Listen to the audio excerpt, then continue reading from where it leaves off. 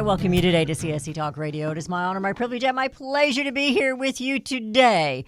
Well, the president spoke to us last night, and accosted,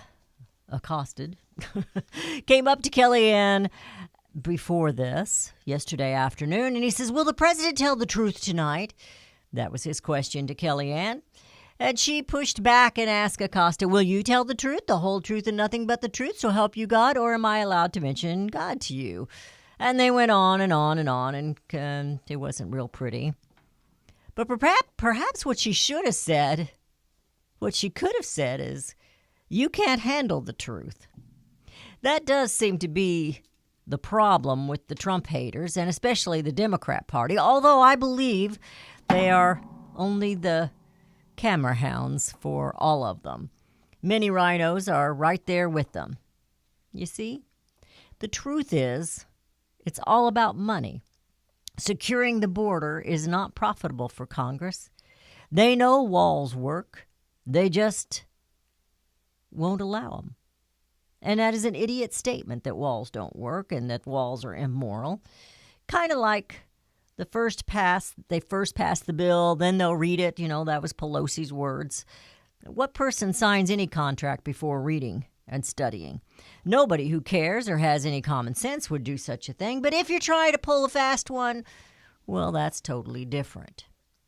Well, after the president's talk to the nation last night, Bernie Sanders came on telling America, I hate to say this to you, but the president is lying. There is no crisis on our border. Nancy Pelosi stated a few days ago that she doesn't believe the stats, the facts from Secretary Nielsen, the Secretary of Homeland Security. The Dems don't care about the facts or the stats or any truth regarding any crisis in this nation unless it's the Trump crisis.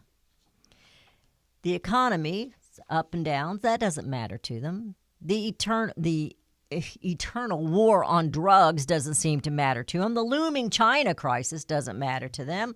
The crisis at the border doesn't matter. Human trafficking is never on their lips. And the fact we continue to sacrifice our young men and women on foreign soil, that doesn't matter to them either. We the people, do not matter to them. Well, it matters that you want to uphold without infringement the right to bear arms. It matters that you think you can pray in public and exercise your Christian faith. It matters that you voted for a man they now despise. They didn't despise him before that. You know, they were all there asking him for money when they were running for their offices. Liberty for you doesn't matter to them. Safety of the American people doesn't matter to them. It means nothing to these elected elites. Not one Democrat voted for Kate's Law, if you recall. Democrats and Republicans, those rhinos, lie to the American people on a regular basis. And when President Trump was just a sprouting candidate, I told you, they hate him because of his topics. Immigration and trade. They go hand in hand. And the elected officials have cut deals that are making them wealthy and making you less safe, less secure in your jobs, lower wages. Drugs are just going crazy here in the United States, and Americans are dying.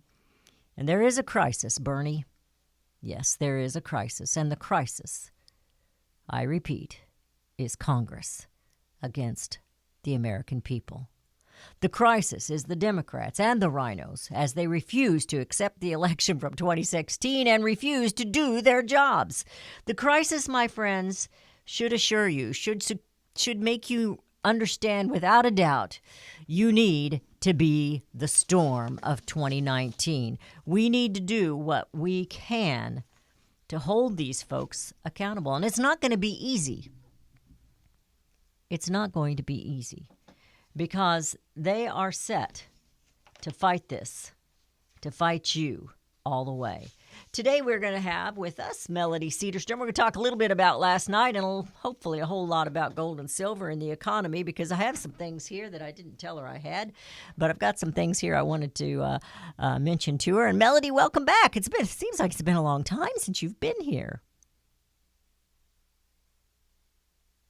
Okay, I cannot hear anything on the other end here. So we're having some phone difficulties again.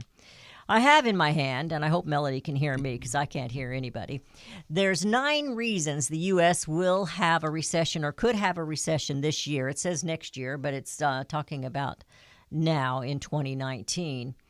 And some of these things are kind of scary. And some of these things we have seen and we are watching. We are watching them right now as they unfold. It kind of categorizes this article, and this is written by a Douglas McIntyre.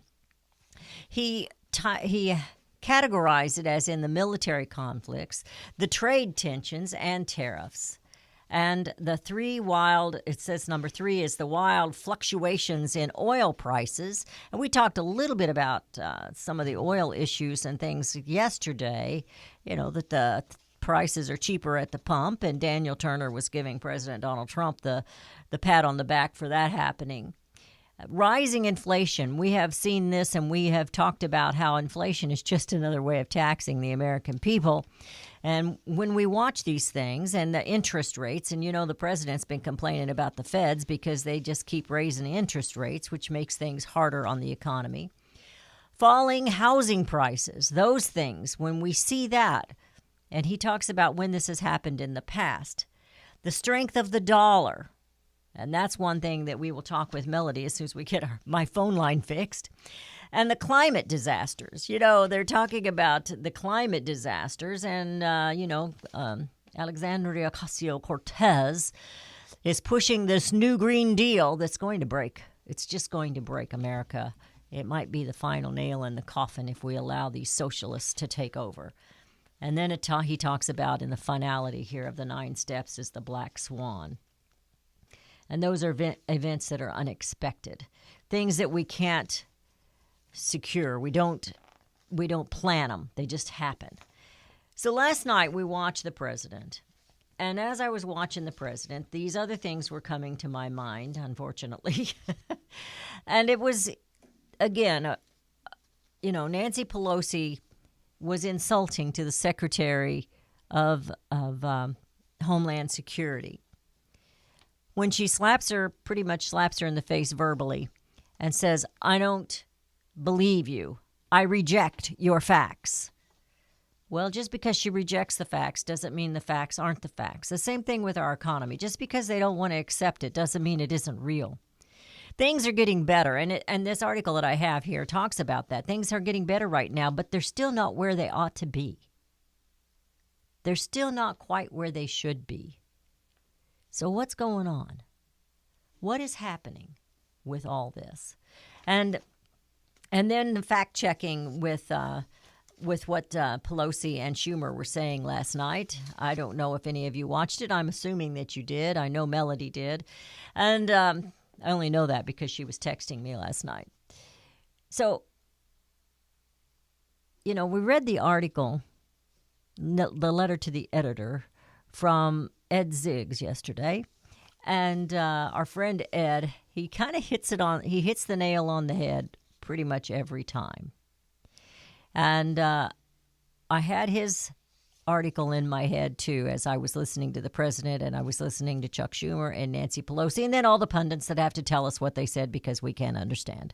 We're headed into a break. 30 seconds. The number to call is 877-895-5410. And we hope when we come back we've got things figured out as to why the phone line on my side isn't working.